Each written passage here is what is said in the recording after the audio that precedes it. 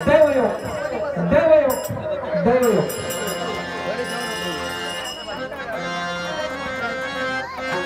भाई ठेव आपल्या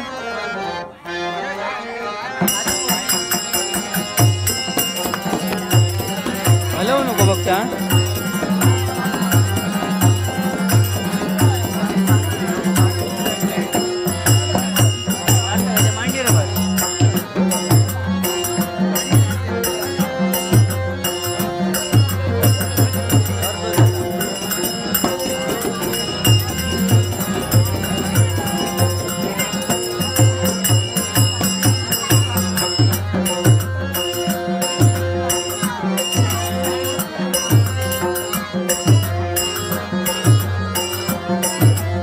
हलवू नको हा कोणी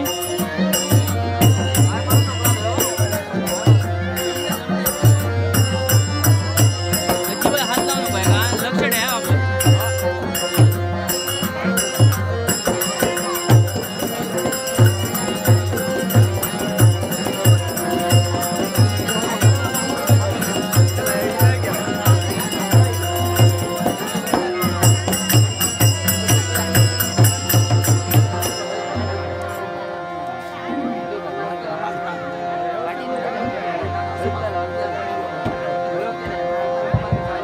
प्रल्हाद शांताराम गावकर 50 रुपये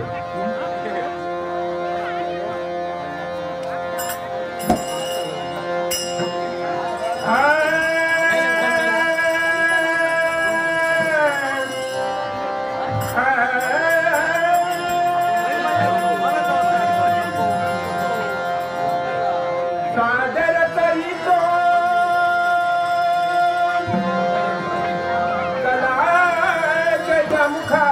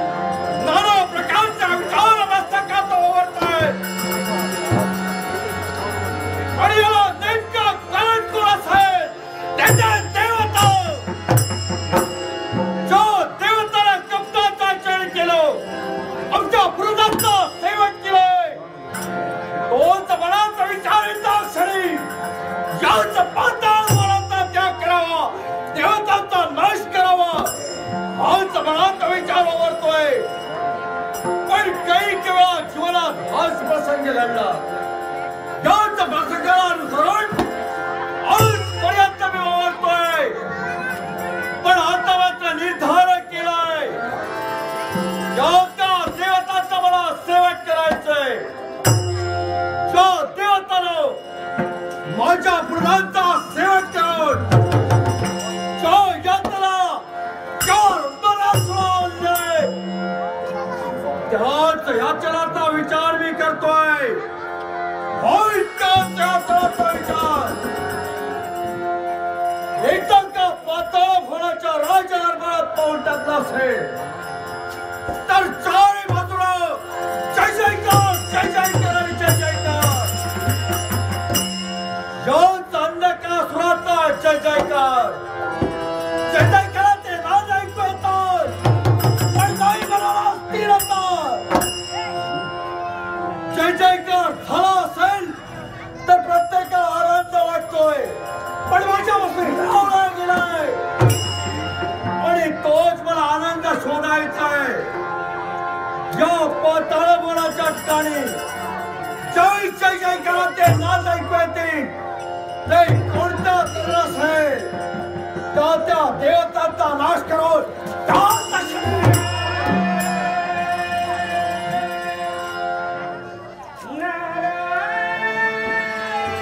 देवतांचा सेवक करावा हा मनाचा विचार होतोय.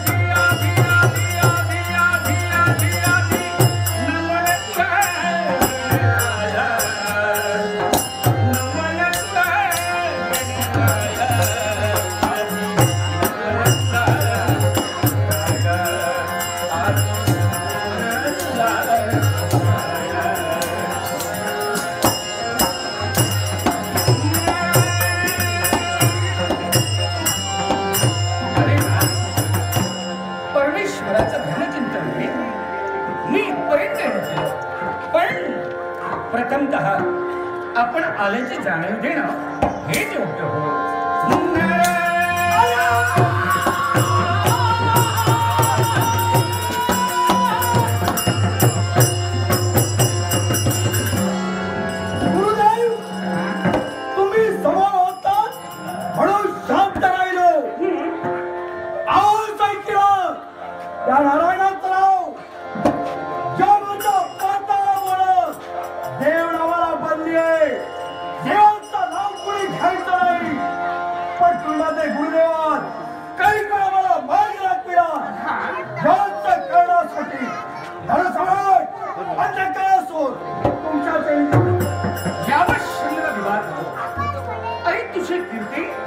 विश्वाच्या कोणाला तुला जरवून जाईल असा शुभाने म्हणजे कसा आशीर्वाद.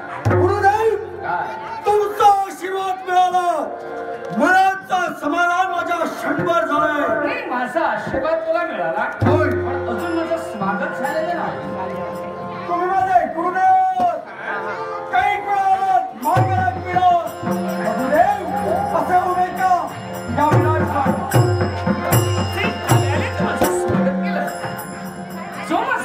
सन्मान केला खरोखरच मनाचं समाधान केलं.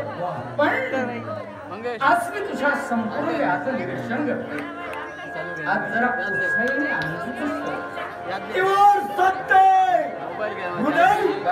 ज्याच्या मुळाशी कारण आपण मी ज्यावेळी तुम्ही मला जो मार्ग दाखविला त्या मार्गाचा अनुकरण मी केला आहे. अरे मार्ग दाखविला आणि मार्गाला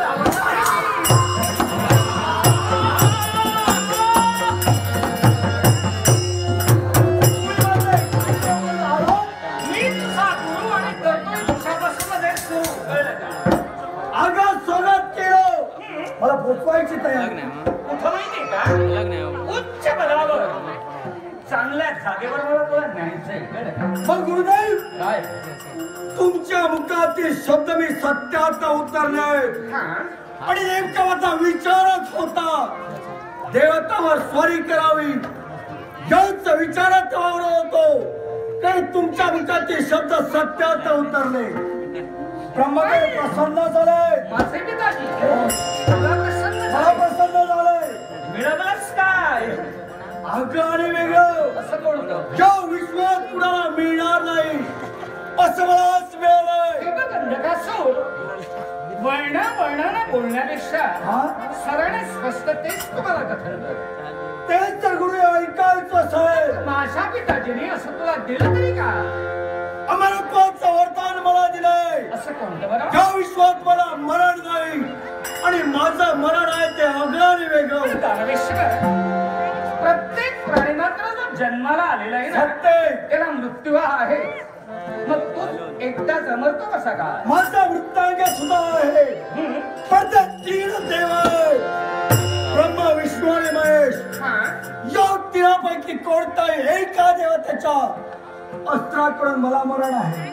बर मग त्या तीन देवांकडे तू जाऊ नकोस. केव्हा तरी मरशील कळलं? कधी जाणार नाही. पण तसा वेळ आला असेल देवाला देव एक कप्पी आहे. केव्हा कप्प्यानं काय करतील हे काही सांगता येणार नाही. आज तू अमरत्व मिळवलेला आहे. यावेळी कोणती पाशवी शक्ती तरी निर्माण झाली असेल तरी ती तुला ग्रासू शकत नाही. मग तुझ्या पूर्वजांचा घात जो देवताने केला त्याचा प्रतिघात जर का तुला घ्यायचा असेल तर तू काय करशील? नेमका आता येऊचा क्षणी फक्त तुमचा आशीर्वाद द्या. तू तिथपर्यंत जाऊ नकोस. अरे तू धनसम्राट आहेस. याच्यासाठी तू काय कर माहिती आहे का? तुझ्या सानिध्यात कित्येक बलाढ्य अशा तऱ्हेचे वीर आहे. अरे एखाद्या वेळेला तिथपर्यंत पाठव आणि त्याच्याकडे हे कार्य संपन्न करवते. कुणी माझं कनिष्ठ भ्राता रक्त ज्याला या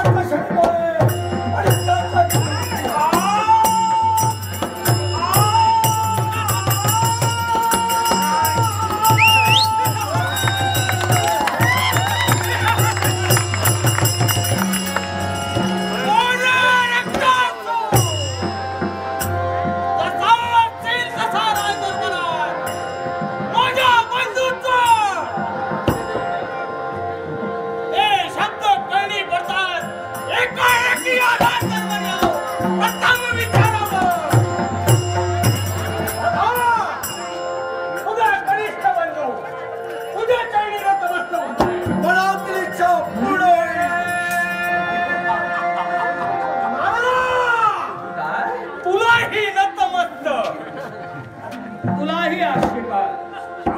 गुरुदेव माझा कनिष्ठ भ्राता या क्षणी आलाय. सांग त्याला, सांग त्याला.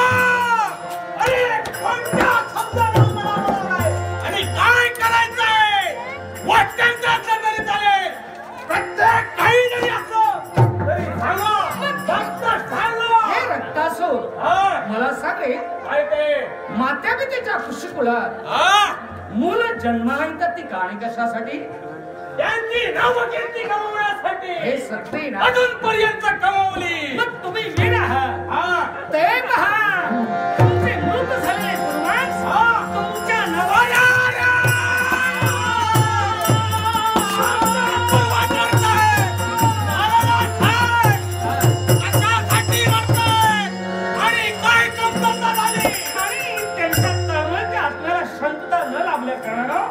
ते पूर्वज काय म्हणताय सांगा.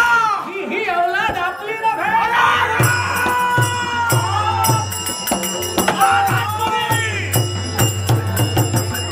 काय म्हणताय? मग जो तुमच्या पूर्वजांचा घात देवताने केला, घाताचा प्रतिघात तुम्ही नाही का घेणार? देवताला स्वर्गात ठेवणार नाही. म्हणूनच म्हणतोय पण गुरुदेव आजपर्यंत देवत्वावर चोरी केली, प्रत्येक वेळाला अपयश मिळतंय.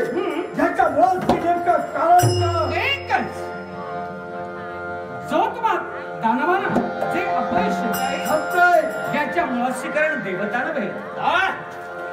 याच्या कारण काय ते सांग. आणि जर का आमचे पूर्वज रडतायत, त्यांचा प्रतिशोध घेण्यासाठी माझ्या सारख्या तत्पर होतील. अरे जिथं मी आहे तिथं कारणही निर्माण होणार. याच्यासाठी कारण ते कोणतं माहिती का? सांगा. देव तुमचे वैरी नसून तुम्हा दानवांचे वैरी कोण माहिती का? मृत्यूलोकी असणारे ब्राह्मण. गुरुदेव मृत्यूलोकी ब्राह्मण वाढतंय याच्यामुळे कारण आहे. बरोबर. पण मृत्यूलोकी असणारे ब्राह्मण हे यज्ञ यागादी कर्मे करत आहेत. त्यांचा विभाग देवतत्वाला मिळतो आहे. त्याच्यामुळे देवशक्ती वाढते आहे आणि तुम्ही दानव करता आहात. मृत्यूलोकी वावरणारा ब्राह्मण आणि तो यज्ञ त्यांचा अविर्भाज्य भाग देवताला मिळतोय. त्यामुळे देव प्रबळ होत आहे. नाही तर देव प्रबळ नाही. हवानाबंद झाली याचा विचार हातात केला पाहिजे.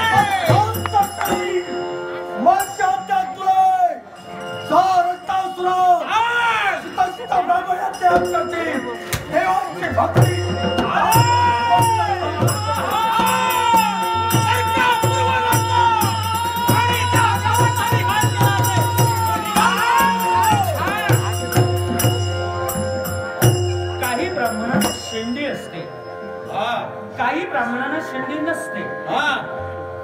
ज्या ब्राह्मणाच्या मस्तकावर शेंडी असेल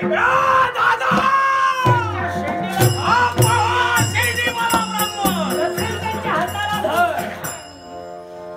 म्हणजे तू ब्राह्मण चांगला आहे आणि शेंडी नाही तो हवनाचा ब्राह्मण मी नव्हे. स्वर्ग मृत्यू आणि पाताली तिने त्याला माझं वास्तव्य आहे. मी मार्गदर्शन करणारा ब्राह्मण. म्हणजे शेंडी नसेल तो ब्राह्मण पकडायचा असं नव्हे. काही ब्राह्मणाला शेंडी असतेच. ज्याला शेंडी नाही त्यांच्या हाताला शेंडी असेल त्याच्या शेंडीला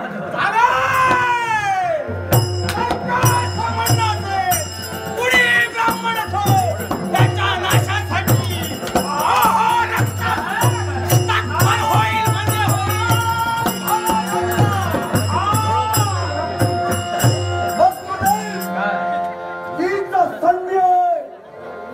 ब्राह्मणांचा सेवन करेल. ब्राह्मणांची भक्ती बद्दल झाली देवतांची शक्ती कमी जाऊनचा सतीचा फायदा घेऊ.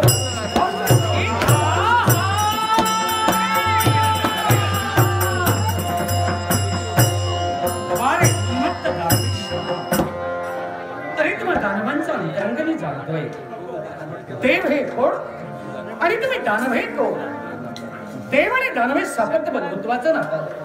पण आज दानव तुम्ही अहंकारी बनलात. बंधुत्वाचे पाष्टार दिशेतोडीला आणि देवत्वाबरोबर संघर्ष करत होता. पण जो मी देवतांना शब्द दिलेला आहे की ज्यावेळी देवतांच्या वती प्रसंग येईल त्यावेळी युक्तीचा भांडार हे देवताने माझ्याजवळ दिलेले आहे. युक्ती प्रयुक्तीनं शेवटी देवतत्व या भदेमत राखेल. मग तोच माझा शब्द सत्य करण्यासाठी हे भगवंता हे क्षणभर मी कलानाट्य निर्माण केलेले.